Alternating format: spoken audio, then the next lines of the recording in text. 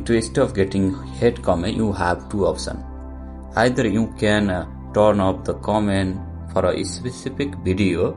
So what I mean is that, let's say I don't want people commenting on this video, so all I have to do is go to this three dot and go to this privacy setting and turn it off, so no one can comment from now in this video. You will turn it off comment. So this is the first option.